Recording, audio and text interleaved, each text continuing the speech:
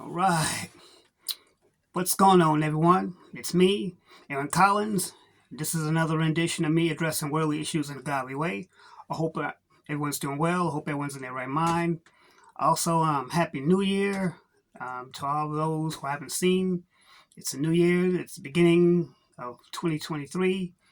And this is actually my first video, the new year. So, man, without further ado, man, let's get into the commentary. So I recently been checking out, video clips from Ed Reed. Ed Reed's a former football player, but he was also a coach teaching football at Bethune-Cookman College in Florida, which is a historically black college from HBCU. And recently, he went on a tirade about the conditions of the school, about the trash that was around the school, the unsafe conditions of where the students have to be in their living area and in their learning area. And he pretty much made it known how he felt about it. And while his delivery wasn't exactly polished, it wasn't exactly in the best language, I understand why he did it. I mean, he even states even his own office where he has to operate out of and come up with his lesson plans and coaching techniques and maybe plays for coaching football. It wasn't even in a working order. He stated how the track was just run down. The gate and the fence had a hole in it, and these are the things that he was talking about. But it's not just Bethune-Cookman; it's other HBCUs. And it comes to think that as a people, as a race of people, do we care about our institutions of higher learning? I mean, as much as I hear about many of us complaining about what happens to them, the racism they've experienced in the white schools and white colleges, you would think that we would do better in supporting our own colleges where our own students go. We wanted to have safe spaces for them, right? Okay, so what is with the conditions of Bethune-Cookman College? That right there, I would say, is definitely an all-time low. And not only that, but he has since apologized about his remarks and about his commentary. But after all of that, they decided to let him go. Now, in the past, people have talked about Deion, former Cowboys or primetime player, Deion Sanders, talked about him for going to another school after he was at a HBCU. But come to find out, he experienced similar issues. So, what is with our HBCUs? Do we love our people? Do we love our youth? Do we want to do right by them? We say we do, but see, this is where what upsets me. As much as I hear about many of us complain about racism and about the racist treatment that many of us take, many of us have had to deal with, we're not treating each other any better. In fact, I think we treat each other worse. We tend to treat each other, and I'm sure I'm going to come under fire for this. And I know this is the first of the new year, and I'm already finding something to rant about. But you know what? This is something worth ranting about. See, while some of us are on here, these platforms, with these senseless gender wars and talk about getting passports and divesting and moving into other places and saving ourselves, our youth schools are dilapidated, unsafe conditions, and just run down. But no one seems to care about it. I mean, this is not even about us being a proud people, because sometimes I begin to wonder. As many times I hear us talk about, well, we came from royalty, we come from kings and queens. That might be the case, but right now, in the 21st century, we're treating each other less than royalty right now. And it's disturbing and it's sad.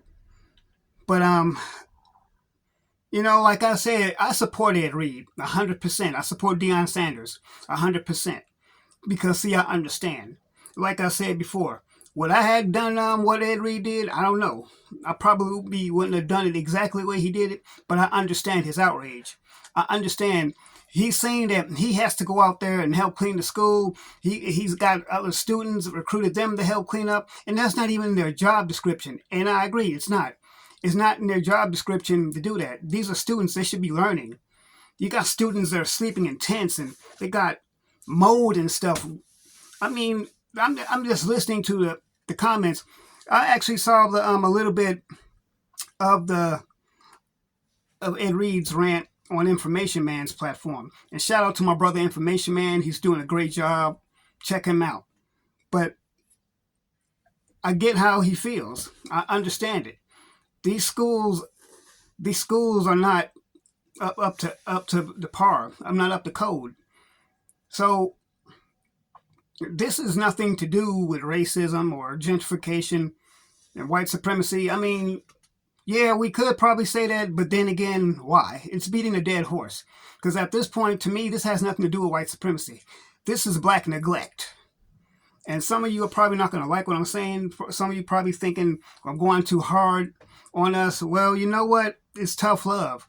And we got to go harder on us. I mean, how are we supposed to be expect other groups to take us seriously and to have respect for us when we don't even treat each other right? And another thing too about Ed Reed, he's another example of a black man that's doing something for his community, doing something for his youth. But does he get flowers for that? Does he get any kudos for that? Matter of fact, I think all the other black media should be out there as well talking about this situation. It shouldn't just be a select a few people. Black media should be all on this. I mean, as much as I hear us talking about the latest killing, whatever, I mean, that needs to be talked about as well. But you got a black man that's out here trying to do something positive for black youth, but yet it seems to go unnoticed. And also, I don't want to hear the excuse that, well, we don't have the money. No, there's millions of dollars in the black community. It's what a lot of us choose to do with it.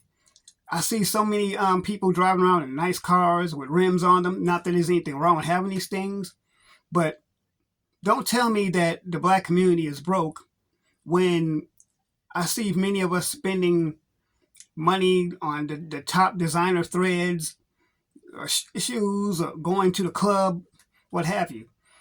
So, no, I'm not pocket watching. I'm not clout chasing. I'm not doing any of that. But I'm just checking out the priorities. And I'm seeing that a lot of people are full of hypocrisy, a lot of our people. So, if we say that we love our community, we need to show it. And I'm not saying that people, I'm not demanding people to do anything. It's like it's not gonna do you. It's not gonna do you any harm. It's not gonna take anything away from you just to help out. Like I said, I want to find a way to help out HBCUs myself. So I'm not just talking to other people. I'm talking to myself as well. Anyway, y'all, get in the comments. Let me know what you think. Support the channel. I miss y'all. I'm glad you're here.